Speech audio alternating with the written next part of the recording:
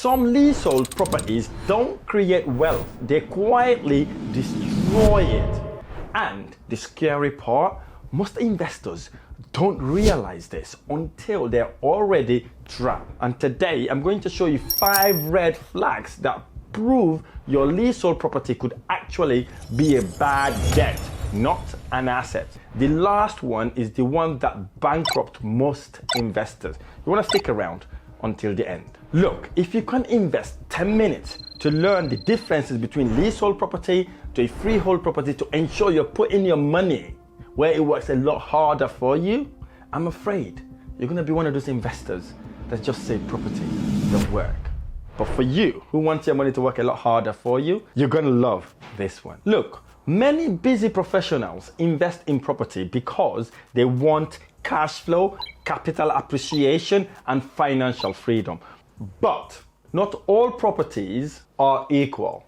2 flats might look identical, same street, same size, same rental income. Yet one could build wealth, the other could slowly drain your bank account. The difference often comes down to one word: leasehold. You see, when I first started property investing, I made the same mistake many beginners make. I focused on the purchase price, the rental income, the potential profit.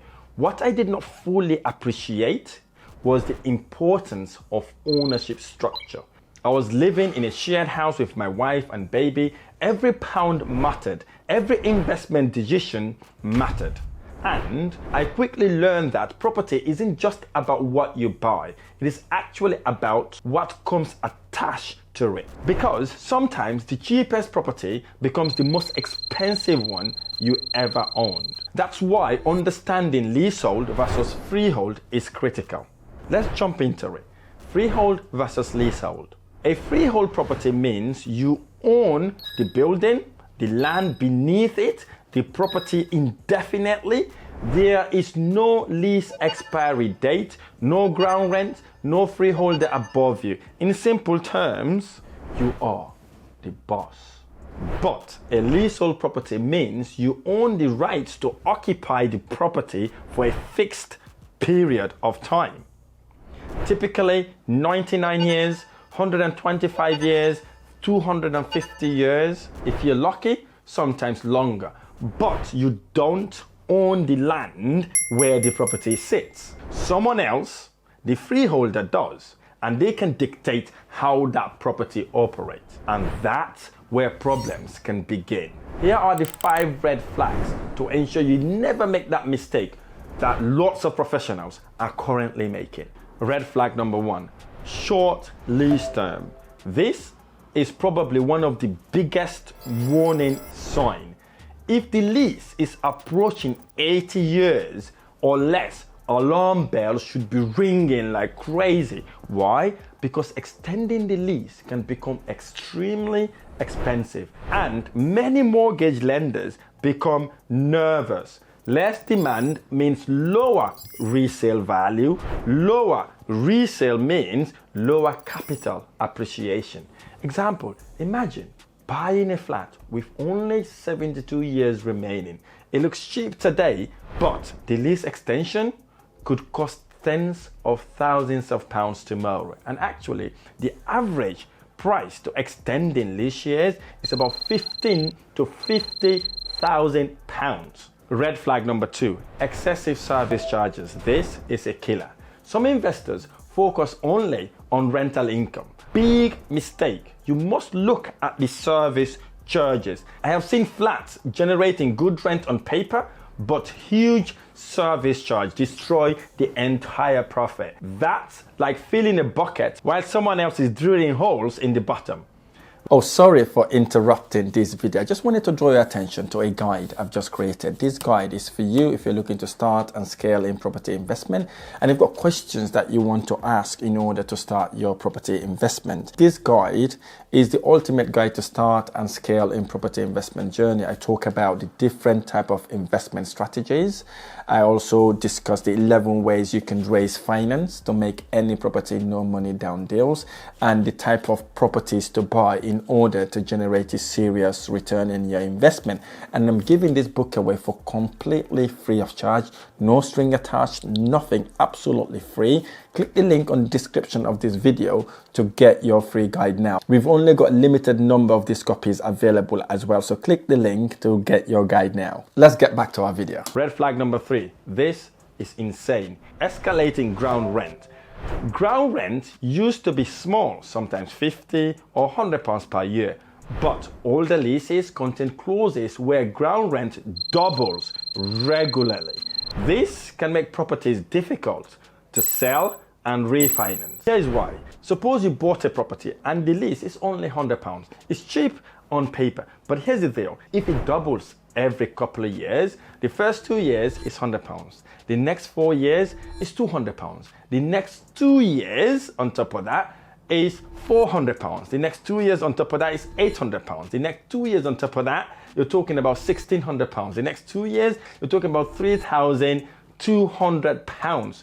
It keeps going up and up and up. It is like cancer. It eats into your profit until you go to zero and eventually minus, meaning making loss. So always read the lease carefully to understand exactly what you're getting into. Number 4, massive restrictive lease condition. Some leaseholds comes with restriction that can seriously impact your investment strategy, such as no Airbnb is allowed, no subletting is allowed, no pets are allowed, restriction on refurbishment. Imagine buying a property, planning to create extra cash flow by doing Airbnb, only to discover the lease prohibits your strategy. That then become a liability instead of an investment. So watch the blueprint. 5, this is the biggest one. Absent or poor freeholder. This one catches many investors out. A poor freeholder can create endless headaches, delay repairs, poor maintenance, constant disputes, lack of communication. The building deteriorates, tenant satisfaction falls, property value suffers. Here are common mistakes investors do. Buy based on price alone. They don't do any due diligence, never reading the lease, ignoring future costs, and assuming all freeholds are the same.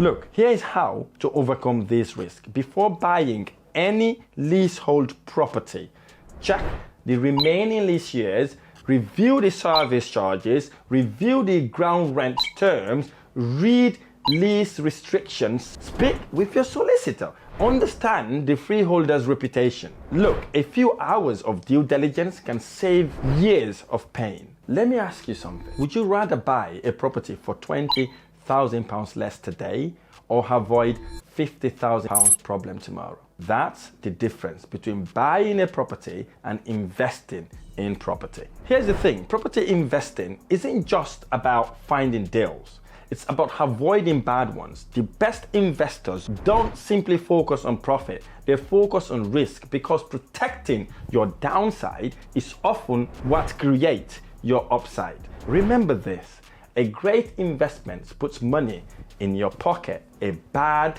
investment quietly takes it out. Tell me, would you rather buy a freehold or a leasehold, and why?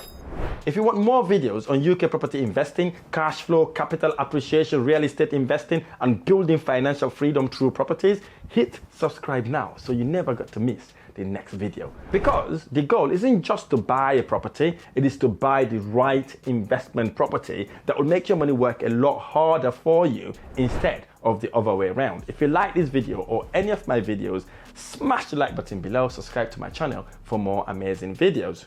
If you want to learn how to make, manage, and multiply income through investment properties to make money work for you instead of the other way around, there is a link on the description below. Click on that link to reserve a free no obligation consultation with one of my specialists to see how we can work together to make money work for you instead of you working for it through investment properties. I look forward to sharing the next one.